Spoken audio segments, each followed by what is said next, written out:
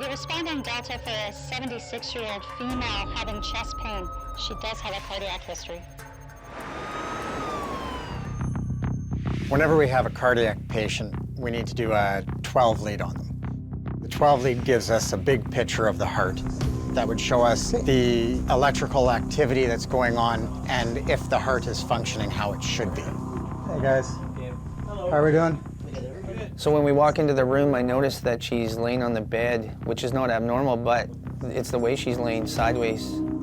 Okay, so heart rate I've got here is 44. It tells me that something's wrong with her. She was up and walking today and everything? Oh yeah, today she walked a bit. Pain is actually, she said, it's quite severe, but it's on the right side. I doubt whether it's her heart. No. This patient had had cardiac problems before, and she said that this didn't feel like anything that she's already had. Normal presentation for a heart attack would be chest pain radiating into the left shoulder or up into the neck. She had a bypass and then she had an angio, I think. So I'm going to take a picture of your heart and just take a look, see what it's doing. We will do that quick here, and we'll get the rest of your medical history as well. So what happened tonight then? She just started complaining of pain and it wasn't going away? It wasn't going away. 2-3 ABF, and it's big, so we got a case. So hey, listen, send 2 guys back in here. The heart tracing tells me right away that the patient's having a heart attack. See, get stretchered. You need 2 lines, and we gotta go. Can I get one more of your guys back here? I'll get you guys to key seat them out. I'm gonna get lines primed in the back of the truck. You're having a bit of a heart attack. From what we can see right now, there's probably a blockage somewhere that's made your heart go real slow. 1, 2, 3. Kind of want to make things speedy, move as efficient as we can, and we're going to take her to the hospital where she can see a cardiologist. Base to 23. You're responding Delta for a 30-year-old female, reported to be covered in blood. She's wearing a white top and black pants. Unknown reason why she is covered in blood. All that we have for dispatch information is a description of our patient and the fact that she's covered in blood. Base to 23. Be advised of reports of a similar description in the area. May or may not be related to this call. They're probably looking for the exact same person. Let's talk to these guys quickly here. It's confusing when you're processing multiple calls and trying to find a single patient amidst a chaotic scene. So what were you guys down the block for? It's all related. Okay, that's what I thought. 3, 4 calls in right now. Sure. And they're all related to this call. Okay. No one has seen our patient at this location, so we need to keep looking for her. Well, we're gonna canvass the block here and see if we can find this girl. I don't know, do you see anybody? Oh, I'm not I didn't see anybody when we were coming up here.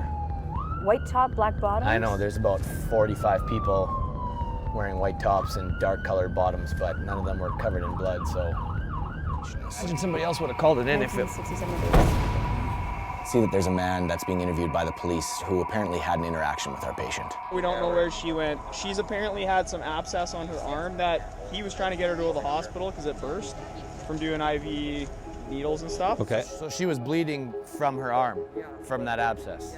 An abscess is just a sore that happens when IV drug users have a miss and don't hit the vein when they're injecting drugs. And somebody else punched you.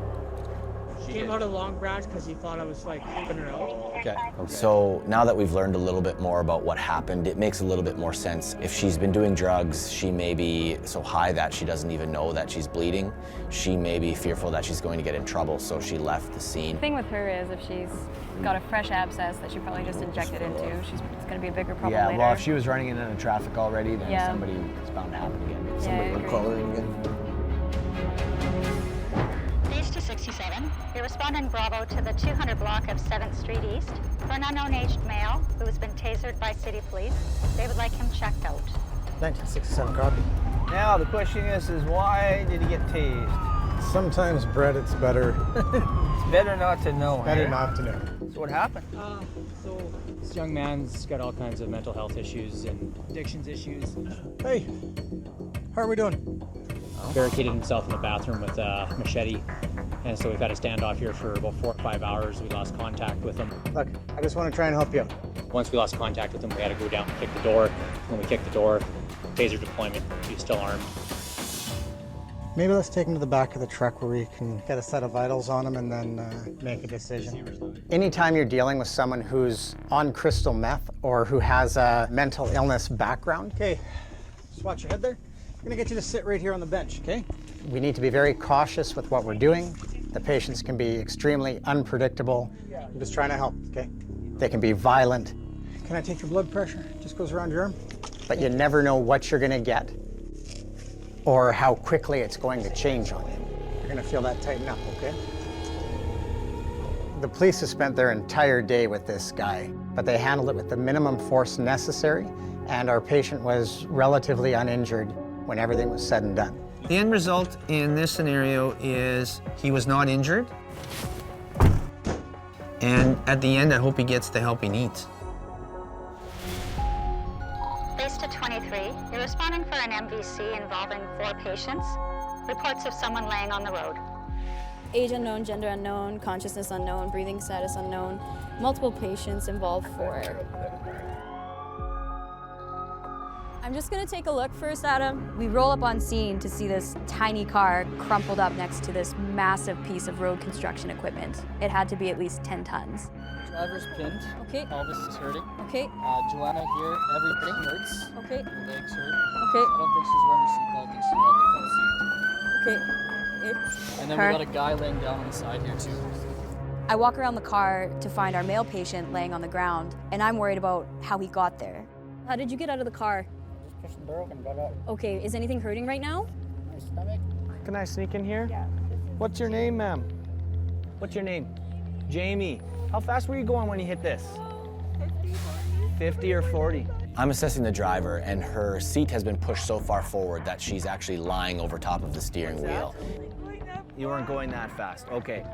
I can't see what's going on internally, but he could very well be bleeding from a vital organ. I'm just gonna feel up your neck, okay? Any pain here? No. Any pain down here? Yeah, it's starting in my toes. It's really bad. Let's see if we can get you out of here and over to the ambulance. When a vehicle is traveling at 60 or 70 kilometers an hour, everything in the vehicle is traveling at 60 or 70 kilometers an hour. We need to get this jacket off you. Everything comes to a full and complete stop, including stuff that's in your body. Okay, we're good. On your call. So when your skull comes to a stop, your brain actually hits off the front of your skull and then back off the back of your skull. We call that a coup contre coup. It can be very dangerous.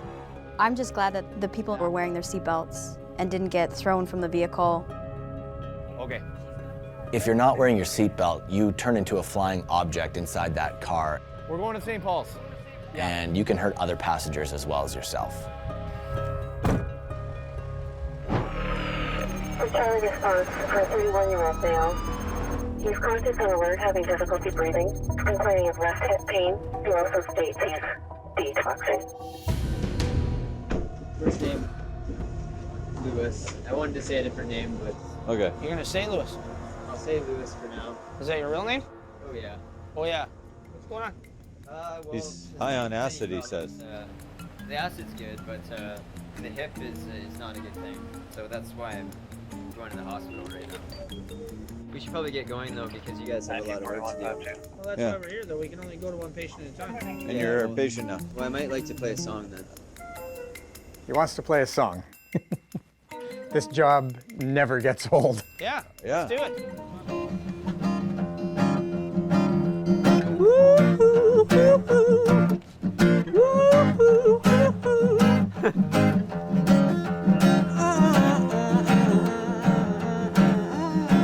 I'm sorry that it all went wrong. Please just come here, sit down, let's do that thing again. I didn't think he was gonna be good at all. But wow, this guy can actually play.